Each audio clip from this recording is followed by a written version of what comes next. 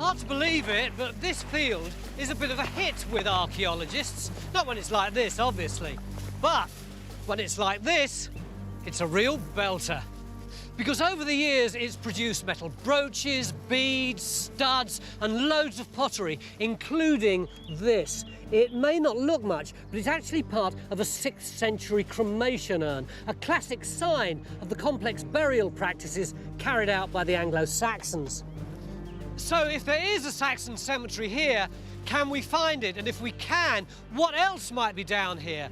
And most importantly, what will it tell us about the way our ancestors treated the dead? We're spending the next 3 days in the rich agricultural landscape of southeast Leicestershire. Over the years, these fields have been investigated by archaeologists as part of the Langton Brook Survey, and they found all sorts of evidence of Anglo-Saxon activity. And we've now used their results to focus in on 2 of the most intriguing areas hidden amongst these massive fields. Yeah, that's the first bit, as I'm aware of, that's actually come out of the trench. Yeah. Where is a pottery expert when you most need them? We've got some prehistoric flint, a whole mass of Roman late Iron Age pottery. Well, I know exactly where he is. Up the hill at Rackshaw's Trench, where he's now confirmed the ditch is Iron Age. But what's more, it was visible right throughout Roman times and on into the Anglo-Saxon period. We have got 4 sherds of early Middle Saxon handmade pottery, so we've finally found what we're looking for. So we've got a bit of everything, really. Well, the interesting thing is the Saxon pottery all seems to be coming off the top of the ditch. Right. Now, you do sometimes get Saxon sunken featured huts actually dug into the top of ditches. Yeah, well, there we are. It's your task for tomorrow. I'll crack on then. Come and have a look at this. It's the same confusing story in Phil's Trench. In here, look, we've got this, you see, look, there you can see the edge of it going along there and back round here. It's a big square feature. Now, is it a pit? Is it a grave? I really don't know. But the stranger thing is, look here, we've actually got what looks like a beam slot. What's a beam slot? Well, a beam slot would be a foundation for a building. So is it actually a settlement? I don't really know. One thing I do know is we've actually got pottery, which somehow or another, I'm sure it's got to be Saxon. This is really intriguing. It looks like we might have evidence of where the Anglo-Saxons lived in a cemetery. What were they doing living in a cemetery? I really don't understand this site. The animal art here is really good, really crisp, really well made. Yeah. The metalwork we've discovered, like this belt fitting we found yesterday, says Anglo-Saxon cemetery. These things attached to the gaudy kind of heavy man's belt that could have carried something heavy like a sword. But the archaeology Phil and his team are now carefully unpicking suggests Anglo-Saxon settlement. And Anglo-Saxon settlements and cemeteries don't normally go together. There's clearly been a lot of activity up here, and all of it seems to have occurred inside the massive Iron Age ditch Geophys discovered yesterday. It almost looks like there's one ditch there and there's another one here, isn't there? So 2 ditches, possibly even 3, in fact, if you count that end grey bit. And there's no shortage of archaeology or targets down in the Villa Field, where we're hoping to find an Anglo-Saxon settlement. Tracy, this is the tesserae then? Yes. Look what I've just found alongside. Oh, that's nice. That's got to be hypercourse tiled. Well, that's a good start without digging. We're now putting in a second trench to look for evidence of day-to-day Saxon life. No pottery yet. No? Not what I'm saying anyway now. And not a sniff of Saxon again. Right now. I think I have got a tiny, weeny little bit of burnt bone out of here as well. Ooh. I mean, it looks like a piece of one of the forearm bones. So you can tell from a piece of bone that small that it's a piece of a human forearm. It's now almost the end of day 2. And thanks to the motorised Lone Ranger of the pottery world, we now have proof that, as well as burials, we have at least one Anglo-Saxon cremation on site. Oh yeah, that's Saxon. Oh, jolly good. Oh yeah, definitely. That's quite nice quality as well. It's early middle, as you'd expect, the sort of thing we're looking for, the handmade stuff. The problem is, the shape of this feature doesn't match the normal practice of cremated remains buried in a jar or a pot. What we've got here may not be the remains of a burial. It may be the remains of some other type of cremation-related deposit. What do you mean? It might be a pyre? It might be pyre debris. It might be the remnants of a pyre site. That's really rare, though, isn't it? It is quite rare, yeah. But that's why, you know, I'm not too worried about that not being part of an urn, but I am interested in what part of the Saxon it's in. It looks like it's going to be a busy day, because we've established that inside the massive Iron Age ditch is an Anglo-Saxon cemetery with evidence of all sorts of burial rituals. From Jackie's cremation... I think it is the most gorgeous thing. Yeah. ...to the grave with our star find, this fantastic gilded brooch. Is it an equal arm brooch? It is an equal arm brooch. These things blow me away. I've only ever seen one of these once before, and that was in 1975, and it was a dig in my own village. I've never ever seen one since. I never ever dreamt that I would be here and actually have one in front of me. We've so far identified 4 burials in just one small portion of our trench. Phil, I think we've got something. And the finds have suggested they all belong to women. It certainly looks like another brooch, doesn't it? And we've got a little smear of iron there, which is presumably going to be the pin. That is, until now. Helen, you know, we had 4 burials. It looks like we've actually got a 5th one. Really? Yeah, I mean, you see, it's actually in here. Oh, look. Wow. That's a small long brooch, definitely. Can you see that there's a kind of nick down there? So it's only what's called a trefoil-headed one, with 1, 2, 3 rounded lobes. And that is likely to be up on the shoulders here, is it? Of a woman, though, so up on these shoulders rather than yours. I don't care what the sex is. I'm worried about the position of the find. But look what we've got this morning. Got this iron thing coming up at that end there. It's kind of tubular, though, isn't it? Because the obvious thing that looks like is the ferrule off a spear. That's Yes. That's what I was working for. If this is a lady, she should not have a spear. Pottery. Pottery as well. Even at this late stage of the dig, this cemetery trench is still producing new discoveries. So one end of the ditch is there. Mm-hmm. But our other field is also crammed full of archaeology, and it's the big, chunky variety. Thought it ended here, Yeah, but no, the grave fill is going along. There's the other end there, a good, what, 7 metres? We had hoped to find evidence of Anglo-Saxon settlement, or even more burials, near or on top of an earlier Roman villa here. But instead, we seem to have stumbled upon a site that could keep a team of diggers going for a month. But at least we've now solved one mystery in the cemetery. The mystery of the grave with the potential cross-dressing wild women with the brooches and spear. I can't really see where their heads were, other than just from the grave goods. Hang on, you said where their heads were? Yes. There's not one person in here, there's 2.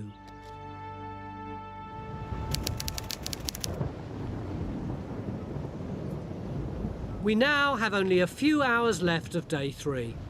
But with storm clouds looming, the whole dig looks under threat of grinding to a halt. Cool, Matt, have you been upsetting the gods? It's getting pretty bad, isn't it? Yeah. Come on, baby, come on. Got it. I've got it. And all that effort's worth it.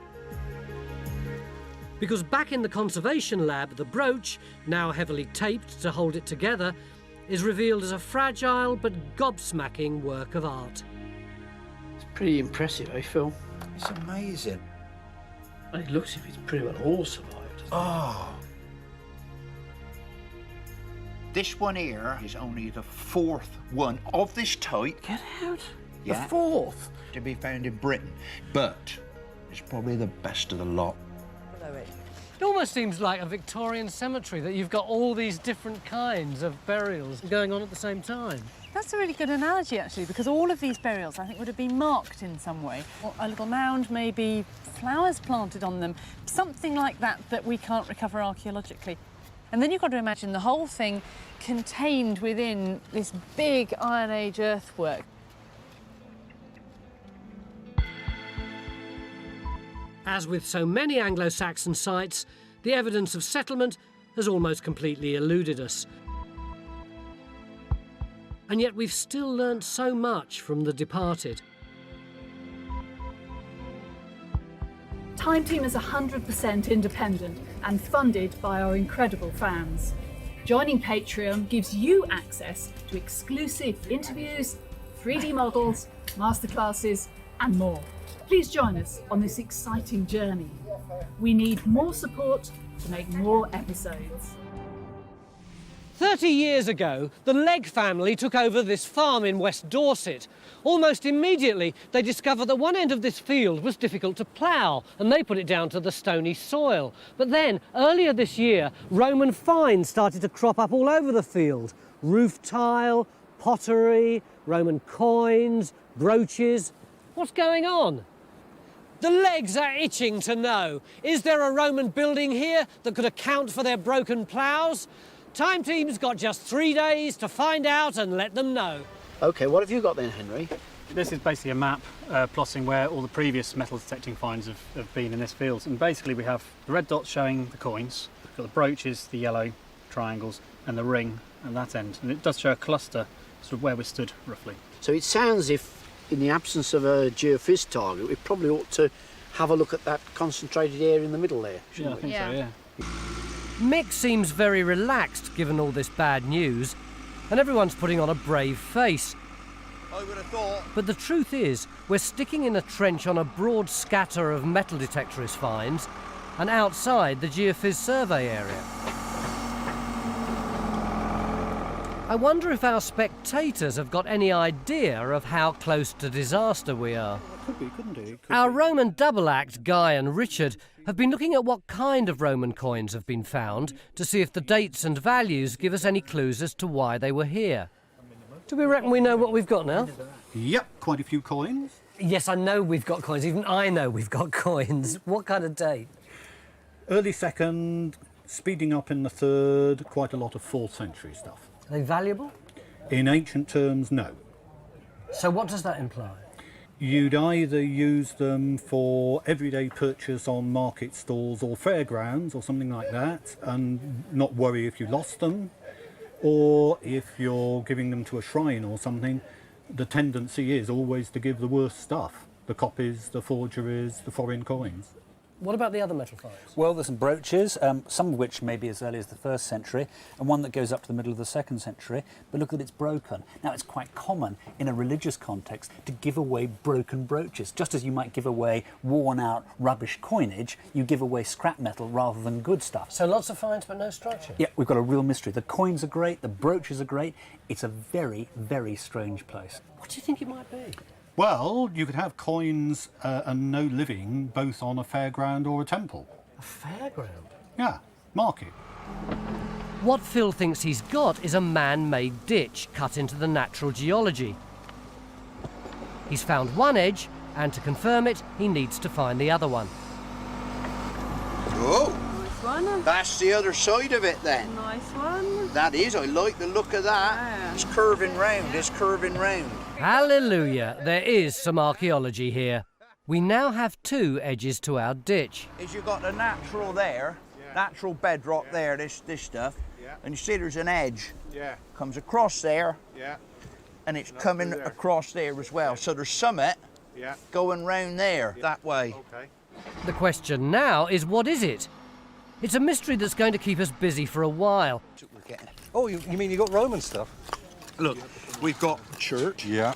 That's the local equivalent of the flint, the actual green sand church. See the bulb there. That's right. And we've got flint itself, which really does begin to make it look as though it is prehistoric. Yep. But if you really wanted evidence, Bronze Age pot, if I'm not mistaken. Oh, I'd agree with that. That looks like sort of good early Middle Bronze Yes, Age. Exactly what you'd expect with a ring ditch like this. Which Well, is that's right. I mean, almost certainly going to turn into a barrow. Yeah, that's perfect. Excellent. Not a Roman in sight. Excuse me while I just pummel you. If they're right and this is a barrow, then Phil's found part of a ditch that ringed a man-made mound, in the middle of which may be a burial. If that's the case, we'd expect the ditch to extend into the next field, where geophys and the field walkers have been looking for Roman stuff. Just outside the ditch, Matt has been exploring an area where detectorists have found a cluster of coins, and it's produced something rather interesting. Matt, you see I've got this kind of black circle thing here. Yeah. I think we should get a metal detector or something over them. Can we borrow you for a minute? Spread that out a bit. Ah. Hey! There you go. A find. Oh, beautiful. Absolutely excellent. Find. Mark! Well, it's going to be either late 3rd or 4th century AD. How do you know that? The size and thickness alone, that's enough to give a good indication. So what are all these Roman coins doing in a prehistoric site? Even though everyone's bottling up their feelings, it's been a tense and frustrating day for the archaeologists. Nerves are beginning to fray, particularly when one of the crew steps into Phil's newly cleaned trench. David! Sorry, sir. And on the other side of the hedge, the hunt for the all-important centre of the barrow is also proving frustrating. No one can agree where it is. I'll paste it and I think that's where the centre is. K for Kerry? Yeah. Not a chance. We'll mark the perimeter and we'll see who's right. Well, I'm going to extend it from the trench bit. And oh, you do what you want. This site gets more and more peculiar. On day 1, we thought we got a Roman temple. Day 2, we thought we got a classic Bronze Age burial mound. Now, Mick thinks it's something entirely different. What? We'll find out tomorrow. Beginning of day 3, and not content with putting a huge trench in all the way over here and extending it all the way down there, not to mention 2 huge trenches on the other side of that hedge, Mick's gone trench crazy, and you're extending the whole thing over here. What's going on? We've got some geophys anomalies here. What do they look like?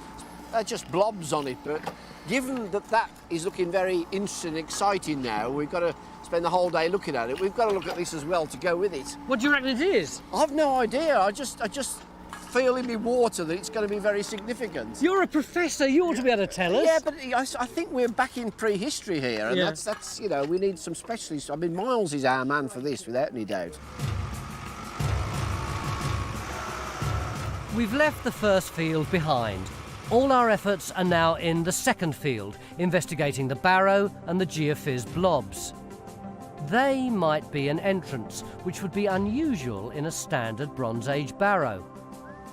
It's one of a number of puzzles that have got the archaeologists scratching their heads about this monument. Okay, right, Matt, if we can get a nice sort of metre section through that charcoal, that would be absolutely brilliant. Okay. Unlike most Bronze Age round barrows, our barrow isn't circular, as Henry revealed. And after his bombshell, we double-checked the middle area in case there was a burial there. But no, and no burials anywhere else either. And our puzzling monument seems to have had a palisade as well. So we've got the ditch swinging around here. Our army of diggers have got just one day of scraping and shoveling left to find out what this prehistoric thing is. Encouragingly, there are plenty of finds. One that may be very significant has got Phil in raptures. Look at that profile, where that curves down there. Classic scraper shape, that is. That ain't just a 5-minute job, that's beautiful workmanship. I mean, that's got to be late Neolithic, early Bronze Age, I'd have thought. Really? Amazingly, to an expert like Phil, a stone tool can be dating evidence. The trimming on this scraper suggests skilled craftsmanship from the Neolithic or Stone Age. Perfect thing for holding in your hand. These skills were largely lost in the Bronze Age when metal replaced stone tools. It may add yet another 1,000 years to our monument. And that would definitely account for the odd features. What have you got? Well, he's just finding all these church tools here. Cool. Look at them all. I mean, he's got this one here. Wonderful thing. It's a scraper. He used to scrape off hides and things like that. There's this one here. That's another scraping edge. He's found this one here. There's all sorts of things. They've also found some pottery in here. Absolutely brilliant stuff. This one here. You could have a thumb decoration there or a lug that's fallen off. What kind of period do you reckon this is? Well, I'd go for Bronze Age, but very early Bronze Age. Maybe transitional. I think you're probably about right, and I think one of a really good key indicator that sort of provoked discussion is from this piece of pottery here. It's a rim, and it's got whipcord decoration. What do you mean by that? Well, can you see here? You've got like a piece of string has been pressed into the wet clay before it was dried. The string decoration would have been applied before this massive collared urn was fired, about 4,000 years ago. The field archaeologists are starting to say that they reckon this might not be just a plain old Bronze Age site, that it might be very early Bronze Age or on the cusp of Bronze Age and Neolithic, or even Neolithic. What do you reckon? It's Neolithic, without a shadow of a doubt. Why do you say that? Well, based on the actual shape of the monument and the artefacts coming out of it, it is very clearly all like Neolithic. Do we know much about these Neolithic people? Well, we're really dealing with the first agriculturalists, the first farmers, the first builders of monuments in the Neolithic. Prior to the Neolithic, we just got sort of hunters and gatherers, not really having much of an impact, but the Neolithic farmers are the first people who start building things, big monuments in the landscape, cutting down trees, ploughing fields. What sort of date? Well, it dates from around about 4000 BC. So our monument's at the tail end of it's about 3000 BC. Can we work out anything about them as people?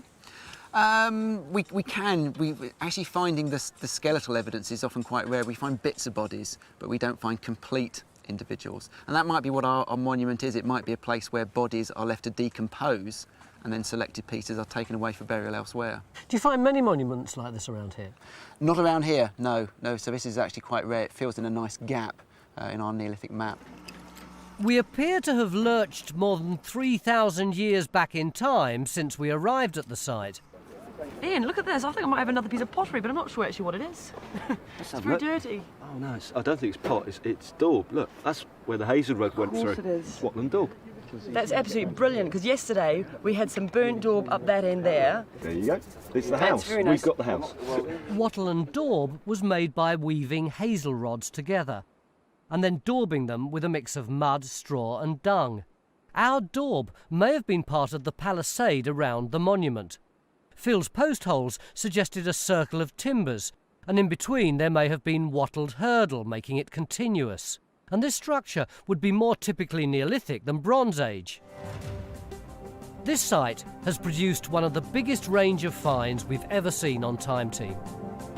From 5,000-year-old Neolithic chert tools to 500-year-old medieval coins, there's something from every period. And together they've unlocked the secrets of this site. We came here looking for a Roman temple and instead found what we thought was a classic Bronze Age barrow. But it's now clear that our thing began its life in the Neolithic about 5,000 years ago as an enclosure ringed by a ditch and quite possibly by a palisade which was later burnt. The enclosure may have been used to display dead bodies. Tools and pottery were also deposited in two sections of the ditch. In the Bronze Age, a mound was thrown up using material dug from quarry pits just outside the ring ditch. The mound was probably still visible in the Roman period, and local people passing by were moved to bury their coins next to it, which is where we came in. Time Team is 100% independent and funded by our incredible fans. Want us to make more episodes? Joining Patreon gives you access to exclusive interviews, 3D models, masterclasses and more. And you get to have your say in the process as we develop new sites. Long ago, two Viking marauders captured a lonely nun called Osyth, and they chopped her head off. But they say she then picked up her head, carried it back to her nunnery and died there. And this miraculous act of martyrdom earned her a sainthood, and the pilgrims flocked in, and the local village adopted her name and prospered. Well, that's the story. This little town on the Essex coast is still called St Osyth, but its real origins are a mystery, and the locals have called in Time Team to help them find out when and where their town really began. We begin our quest for the origins of this town on the waterfront.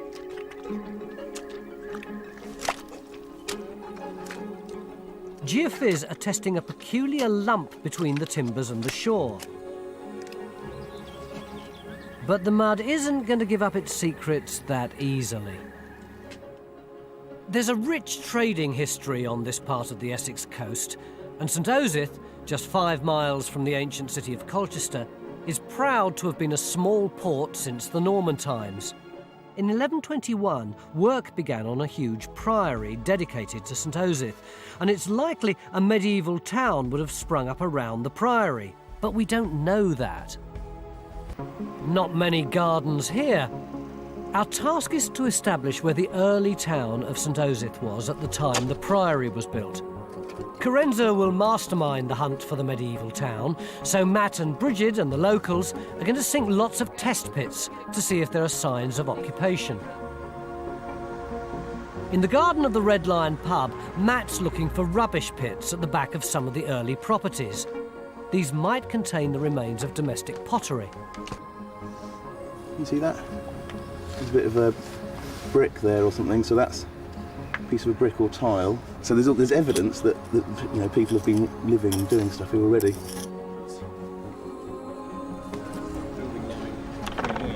There are 2 test pits behind the butcher's house. This Victorian wall might have been the frontage for small market stalls. Buildings like each side of the alleyway. Come to here, there's a big gap. So, there must have been something here once. In addition to our test pits, we're digging here at one of the earliest properties in St Osyth. It looks like a wealthy merchant's house, and we think there could have been craftsmen's workshops at the back. Okay. You can start troweling on this and see if you can see anything you think's man-made. You've got a little tray. This is very nice.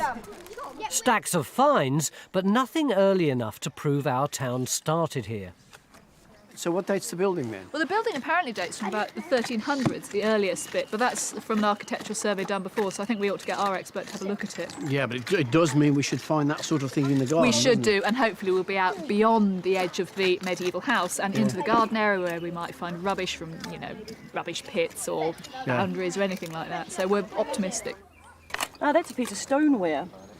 That's quite interesting. This is a kind of pottery that comes into Britain. Probably from the 16th century is the earliest stuff from Europe. So that could be an early date, but there's just not enough of it to be able to say. Yeah, it's nice. At the butcher's, Matt's off at a cracking pace. So it's quite a bit higher, isn't it, the ground surface here? So you must have had a lot to go through. Yeah, we have. The road is actually a bit higher on that side as well. The whole thing, I thought, sloped down. But it turns out that most of this here is actually, there's a huge amount of topsoil in here been brought in. However, about a metre down, the top of there, you can see we've got this quite crude wall structure. We've just managed to catch the edge of it there, so it's pretty luckily placed. And it's medieval. It's block built and there's flint in it. That looks very much like some of the other medieval walls. Among the plethora of finds... Pretty sure it's medieval. Oh, that's fantastic. I think that's our first bit of medieval. So there's some sort of later medieval settlement up here, but do finds like this tell us the town grew up around the new priory? The tide has turned in the creek. In a couple of hours, the timbers will be completely submerged.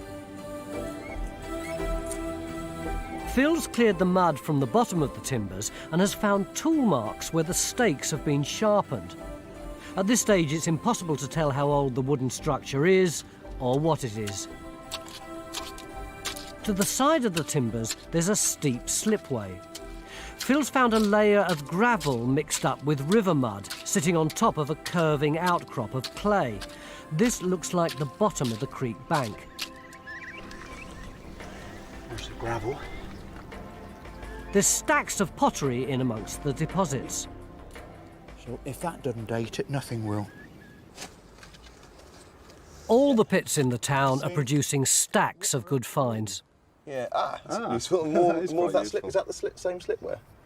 That looks potentially medieval. Yeah, absolutely, I'd say. Whether they're the right date remains to be seen. Yeah, it's been knocked around a bit. Have you come up with anything? We've been absolutely inundated with results. It's been brilliant.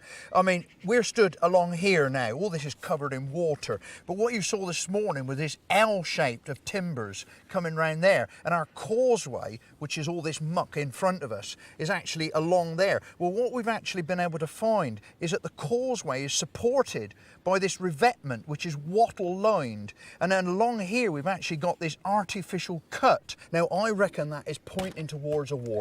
Do you reckon that knocks all the other theories on the head? I think it's unlikely we've got something as massive as a mill now, because the timbers aren't that big. But this could still be, you know, part of a fish weir that's reused, something like that. I mean, we want to still resolve it tomorrow. We're going to explore and actually join up with the other side of it over here. And are all these finds from your trench? It is amazing. I mean, my wharf, as I like to call it, has produced all this magnificent amounts of pottery and bone, loads and loads of roof tile, and we've actually got some leather as well. And this isn't all we've got, is it? It's been a regular cornucopia up in the village. We've had all this stuff from the field walking, or that's come out of the test pits, or these bits have come out of the test pits. So what does it all mean? Well, our finds experts will tell us when they get here tomorrow.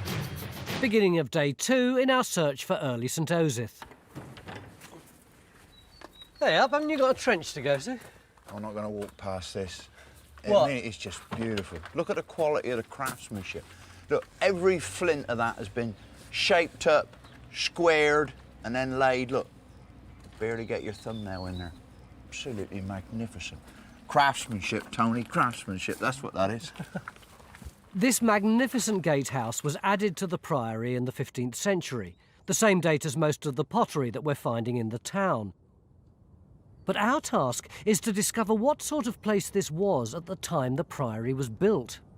This morning, this lovely old photo came to light. It's from about 1900, and that church is this church here, except it's the other side. So can you see those buildings there? They would all have been here and here and here and here and here. Why do you reckon there would have been all these little buildings slap bang in front of a church? It's not unknown in medieval towns to have rows of little shops, little workshops, you know, with a stall out the front, plonked along the edge of churchyards like this. And it seems to be speculative development to make a bit of extra rent. The thing we really need to know is what date were those buildings first starting to encroach on the marketplace, and that's really starting to pull together the history of medieval St Osyth. How do we get the date? Well, I think it'd be very useful to dig somewhere where those buildings are on the photograph to see if they do start as, you know, speculative shops in the Middle Ages. So, do you mean that we go back in here and sort of stick test pits around here somewhere? Yeah, I mean, this building here could be the end survivor of a whole row. This big one. What about this? Yeah, and then that's the end of one that stood in here, just stuck on the end there. I mean, the brilliant thing is we've got an open area right in the middle of our marketplace that we can actually investigate. I reckon a cheap bottle of wine, it'll be 15th century. Well, I hope it's not, because she won't touch cheap wine. As the vicar predicted, we've found Victorian rubble, but we've still got to go 500 years further back. Down on the creek, the second tide is on the way out.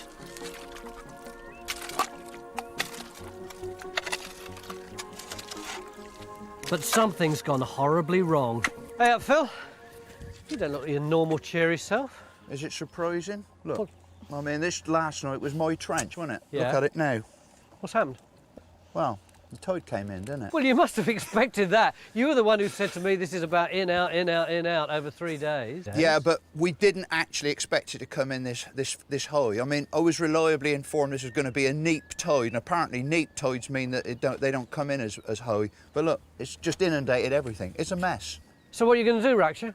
Well, there isn't anything that we can do, really. We just have to clean it up and start all over again. In our incident room, Paul Blinkhorn has confirmed that the pottery found by Phil at the creek's no earlier than the stuff we're finding in the town. But the finds from the field walking behind the creek are much earlier. Just about every grid square is producing sherds of medieval pottery, 12th, 13th century. Cool. Yeah. So this is where the early stuff's coming from? Yeah, the earliest stuff I've seen so far is all from the field walking. It's all local wares. There was medieval pottery kilns just north of Colchester, producing grey sandy wares in the 12th and 13th century, and this is what we're getting. Even this bit with a bit of green glaze, a bit of slip on it, might have come up from London, possibly. Right. But there's one... grubby stuff, isn't it? It's quite nasty, that bit, actually. It's quite crude. There's one outside possibility that this thing might be Saxon-Norman. Oh, come on, Paul, how can you tell that? The fabric. I mean, it's a very, very battered sherd, but there was a lot of very high-quality pottery being made in East Anglia in the late Saxon period, the Thetford wares. Well, this obviously isn't it. That might be a bit of Thetford ware. It's very beaten up and it's very battered, but the fabric's a little bit different to the other stuff. It seems to be slightly finer. But anyway, getting back towards the Norman conquest with this stuff. Yeah, we're talking 1050, and possibly a little bit early earlier. Middle Ages for this. It's consistently 12th and 13th century, the background noise. Well, that's all very interesting, isn't it? Because it looks as if the jetty where Phil is similar sort of date to what's going on in the town, and the early stuff is actually in the field at the back. That's confusing. The timbers by the creek are 16th century, and there's no sign of any settlement around the priory before the 15th century. So much for the planned medieval town. The stuff that's remotely contemporary with the start of the priory is a mile away in a wheat field behind the creek. Hey Phil, it's getting more and more precarious down here the more people use your duckboards. Oh, come on, stop making a fuss. Oh, you've cheered up now, haven't you? You should have seen him this morning. He was giving me a lot of stick for coming down there as well. We've had real fun down here this morning. We've got a dock. What do you mean by a dock? What you're looking at is a place where a boat would have slipped in through there. Do you see this big area of clay? It's all a big area of clay. No. You want me to get over there and show you, don't you? Look at the yellow underneath, that's the clue. Oh, blimey, This Phil, stuff steady. here, that's the actual natural, and it comes way across there and goes up the other side, and in the middle of it is this great big dollop of grey clay. So the boat is going to fit into there. It's going to be protected on this side by these timbers, and we've got along there a load of wattle that actually the boat would have slipped up against. And beyond that, we've got our gravel causeway, which is where you would have unloaded and offloaded the boat. And the actual front of that causeway is supported by a wattle fence. Now, when that wattle fence actually rotted, all this gravel, which is part of the causeway, collapsed and fell into the dock. And on that side, we've actually got another wooden frontage, which is comprising of boards, but in the front of that is also wattle-lined. Can we dendrodate this wood? No, we can't. I mean, unfortunately, the timbers, I think they need about 50 rings or something like that. The timbers are just not big enough to actually be able to get a date. But, you know, there's an awful lot we can get out of this, isn't there, with the timbers and everything you've got. It's a question of whether I can get out of it. One big question, though, when was it? Yeah, well, I think we know that now because Paul's gone through the pottery that Phil found up on the top there, and it's a closely datable group. He's got one lot of stuff that's about 1600 to 1650, and the rest of it's post-1650. So we're looking at a 17th century dock. That's good, I've been here all morning. I haven't got the foggiest idea how old it was. Shame it's not medieval, though. See if you can find us a medieval key. Do you want a hand out? Are you all right? No, he's all right. Thank you, friend. No, don't pull. Don't pull, you silly old fool. John's already got the geophysics results. John, you can't have geophysics this entire field. We've done a pretty big chunk to start with. It looks pretty busy, doesn't it? Yeah, I mean, there's anomalies right along the river frontage. I mean, that's where Phil's trench is in there. And there's these responses. God, blimey. Is that geophys? Oh, that's good, isn't it? It's How noisy. does that tie in with the field walking? Well, we just got it plotted out, look. I think it's the same area as yours. It's the same grid. And there's medieval pottery in every square. Phil, see that? Good Lord, not meaningful geophysics results for a change. Looking at that, where do you think that we should now do? Hey, no, just a minute. You chose where we dug on day one. You haven't given me a chance. Well, tough. We're going to put a trench in there, in amongst all that noise, and that's where we got quite a bit of the pottery. Right. Where's that on the ground? Can you see that sort of 12-foot tall cane over there? Yeah. Well, that's where we've got the really nice anomalies, and that's where quite a bit of the pottery came from. Yeah. So we're going to dig there, you're going to join us? Oh, no, you're going to dig there. But I'd actually... We must look at that first, I think. Yeah. But I think these could be industrial-type responses. So what are you thinking of something the back of the river that all sort sorts of activity. workshops, boat yards. It could be like a small house, couldn't it? Boat building, boat breaking, boat repairing, a whole load of activity. Fantastic if we found a lot of industry in here. Well, we've got more medieval pottery here than anywhere else. It's very difficult to explain the huge gap in time between the waterfront, where Phil's finds were 16th century, and the field behind. You feel like one of these sort of GM vandals. No, you need a black mask over your head. Ooh, what? Slag.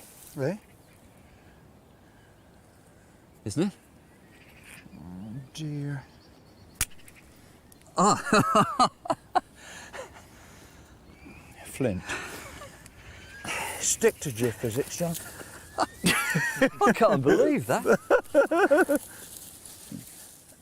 We know from the poll tax that people were living in St Osyth in the 14th century. Might be the remains of one of your windows there, Martin. Not that deep. But none of our test pits have produced any finds at all to prove the town was here. I think that's a bit of pottery, Mark. You're getting earlier. There's quite a lot of the 15th century stuff. All right. But you've got this. I mean, as far as I'm concerned, this is a find of the day. It's the first thing we found that's earlier than the 15th century in the town itself. Oh, brilliant. I mean, I presume, looking at your trench, you're still in topsoil, are you? We're just coming off the topsoil down onto another layer with cobbles in it, but it's not making a lot of sense yet. But it's definitely archaeology. Well, I mean, looking at the finds you're getting coming up, looks likely to be 15th century. Everything else I've seen today in the town has been. But this bit, I mean, shows at least that there are Saxons around here somewhere. I mean, yes, we've got an earlier find, but is it too early? This pit doesn't look deep enough. By now, pretty well all of our test pits have hit the bottom, and there's still a horrible gap of 300 years between the founding of the priory in 1121 and our 15th century finds in the town. What do you think's going on, Matt? Well, the only explanation really is that we're in the wrong place and that the centre of medieval St Osyth is not actually here on this side of the priory. Do you think that's right? I don't think it was here at all. I think we've got the priory over there, we've got the harbour, the creek over there. If you're going to do a town, you're going to put your settlement near those things, so that's going to be pushing it over the other side of the priory. Plus, an old house here. This is the oldest recorded building, 1300s, absolutely no medieval whatsoever. The features suggest agriculture, so this could just be a farmstead with the settlement over there. Paul, I have to say, that isn't the noises that Mick and Carenza were coming out with this morning. Well, it might not be, but whenever I've seen pottery assemblages from a medieval town or settlement of any size, you invariably find lots of early medieval pottery mixed up in the late medieval and early post-medieval deposits. That just isn't happening here. There's not one single scrap of medieval pottery before the 15th century, apart from one sherd of Saxon. Looking at this, I can't see how there could be any medieval archaeology here before the 15th century. It just doesn't look right. It just doesn't look as if there is any. Back by the creek, Mick's gamble hinges on the geophysics. And quite understandably, John's a little nervous. We're losing it here. We'll have to clean this back a bit. There's this massive, great blob here, so I'm wondering if we've got a couple of intercut rubbish pits or something. It's domestic rubbish. It's tile, it's shell, bits of pottery. One sherd is 12th century. Really? Definitely, yeah. Maybe slightly earlier. It could be Saxon-Norman. Well, I think that's a victory. I think you got it right, John. Do you want that in writing?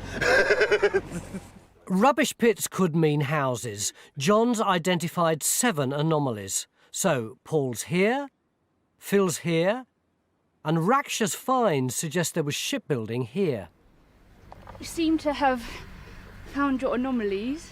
There's lots of metal and nails and things. That's all within this pit. That's all within this pit. So you did well on your geophysics this time then, John. Keep saying that. I'm on a victory tour at the moment. A what? A victory tour. Victory tour. Well, if you're in so victorious a mood, what have you got on your printout for this?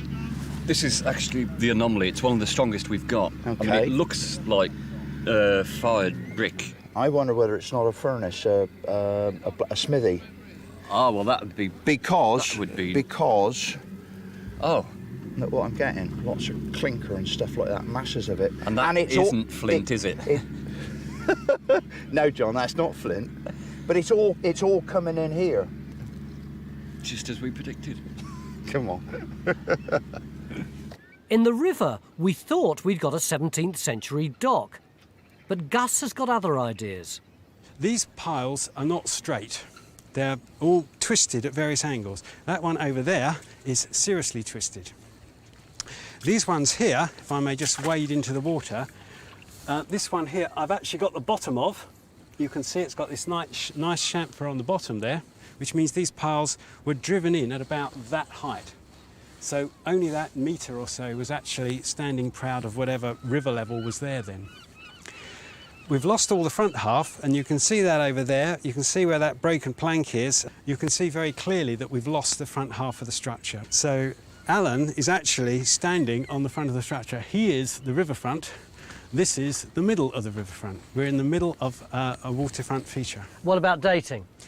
Well, the dating seems to have come, all that pottery you're talking about seems to have come from the bottom of these erosion levels. Okay, so that pottery dates the erosion of the feature, the demise of this structure, the collapse of the front, not its construction. So we know when it ended and we know how it ended, but what we don't know is when it was built and what it really looked like and what it was for. Gus, basically you're telling me that yesterday evening we had a nice little story, a beginning and a middle and an end about what this wood was, and now you're kicking the whole thing wide open again. That's right. Thanks, mate. No problems. But at least this enigmatic structure could be a lot older and could tie up with the story of St Osyth. With just 2 hours to go, the vicar's persistence has finally paid off. 1.5 metres below the surface, he's produced the most important finds in the town. I can finally say you've got back before the 15th century in the medieval period. Only just, but you're back there before it. Right, so what have we got that's significant? Well, we've got these 3 fairly small sherds, but they're enough to keep me happy. Basically, we've got this, which is a sherd of late London ware, probably 14th century. We've got this, which is a sherd of early German stoneware, probably about 1350. And this, which is Dutch medieval pottery. The generic term for it is Aardenburg ware, but again, 14th century.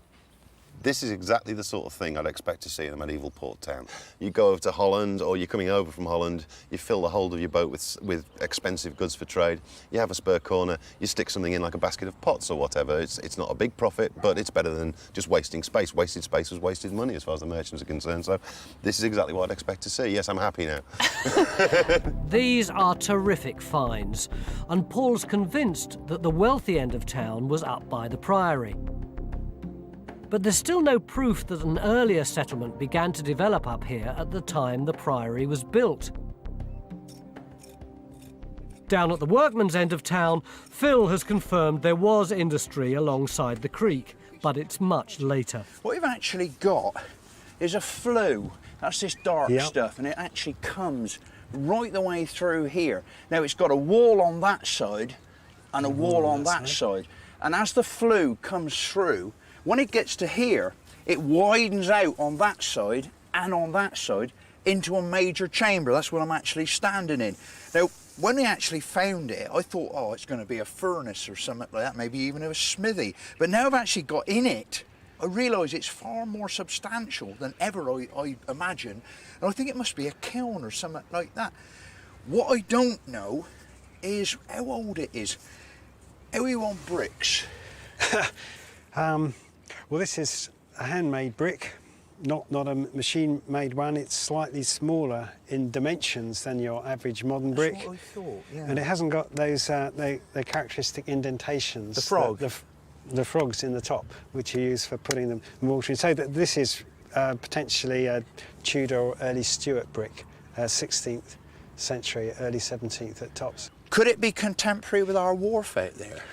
Broadly, it is contemporary with it, yeah, I would guess. It would be a very convenient place to actually offload a barge or something like that, bringing in raw materials or maybe taking away finished products. Well, I couldn't help noticing that in your tray here, you actually have a bit of nail with a washer. That's the rove. This is the diamond-shaped rove that you use to clench 2 planks of a barge or boat together. So you couldn't sail very far on that, but provided you got the wood to go with it, that would make a nice little barge. Well, that rove end came from a trench just over there. So, I mean, it looks like we do have boat building on the site as well. Or boat distraction, yes. This is a used boat rivet. Right. So, which means that they've had a barge and broken it up. And that presumably is undateable.